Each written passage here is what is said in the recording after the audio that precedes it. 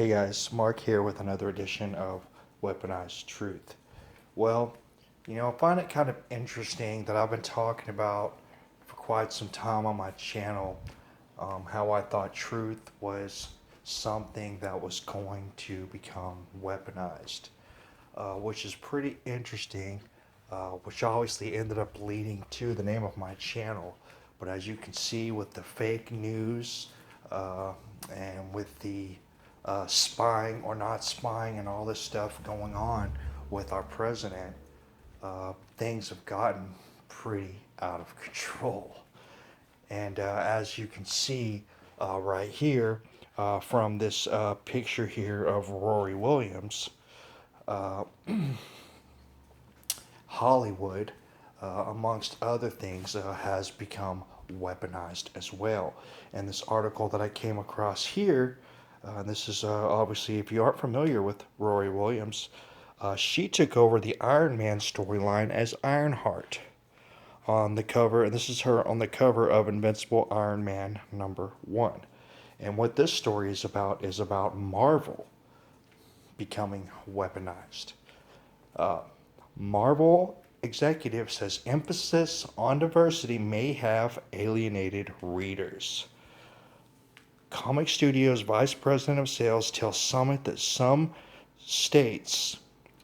stores say people have had enough of new female and ethnic minority characters. Marvel's Vice President of Sales has blamed declining comic book sales on the studio's effort to increase diversity and female characters, saying that readers were turning their noses up at diversity and didn't want female characters out there.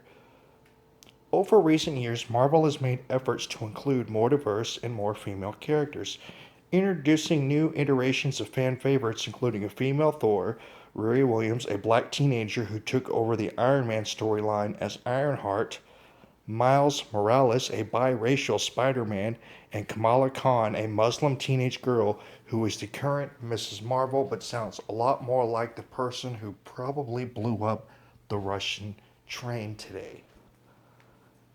But speaking at the Marvel Retailer Summit about the studio's failing comic sales since October, David Gabriel told ICV2 that retailers had told him that fans were sticking to old favorites. What we heard was that people didn't want any more diversity, he said. They didn't want female characters out there, that's what we heard, whether we believe that or not.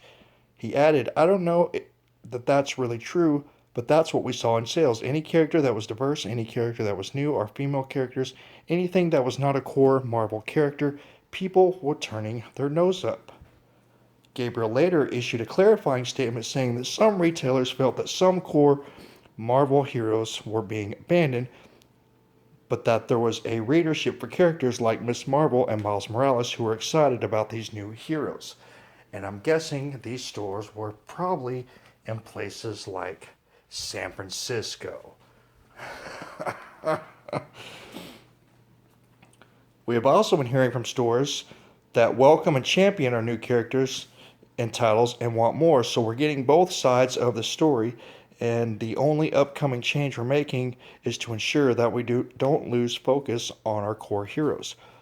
Online readers scorned Gabriel's remarks, pointing to Marvel's tendency over the last few years to focus on restarting and rebooting storylines, creating a complicated web of interwoven universes, as well as an overwhelming output that fans struggled to keep up with. I am tired of watching Uncle Ben die 1 zillion times. Marvel thinks diversity is ruining their sales. I don't know, maybe turning Captain America, a worldwide symbol, into a Nazi has something to do. So, I'm going to leave a link to the article so you guys can further check this out. And it's not just that they're making diverse characters. What they're doing is they're turning their core characters and their iconic characters into these diverse characters. Instead of just making up these just completely new characters, they're replacing their core characters with these diverse characters.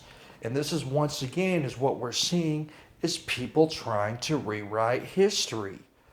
They want you to feel, if you're not completely multiculturally inclusive to everybody in society, that you're a racist, a sexist, a xenophobe, etc. And they're brainwashing the kids in the schools to think that this is the way that everybody needs to think, because they just need a couple of generations to die out and they'll have everybody brainwashed. Well, it looks like they're doing the exact same thing over here at Marvel. They're rewriting all their core characters with all these diverse characters, and if you don't like them, you must be sexist, racist, xenophobe, homophobe, etc. Not wanting to accept the reality that readers just don't want their crap rewriting history, the history that everybody loved, and using it for a political agenda. And that's exactly what's happening. And if you read more throughout the article, Marvel makes it very clear that they don't care if people don't want this. They're going to keep making more and more of their core characters getting replaced with these diverse and ethnic characters and minority characters, or whatever they want to call them, these female characters, and they don't care. They're going to keep making them anyways. And just like we've seen with CNN and a lot of these people in Hollywood, people don't like their crap. They're not going to buy their crap, and they're going to end up going bankrupt. Just like everybody out there who's trying to push this global agenda. And as you can see right here from this article, Marvel is a big offender in weaponizing comic books. I'll leave a link. Y'all take care.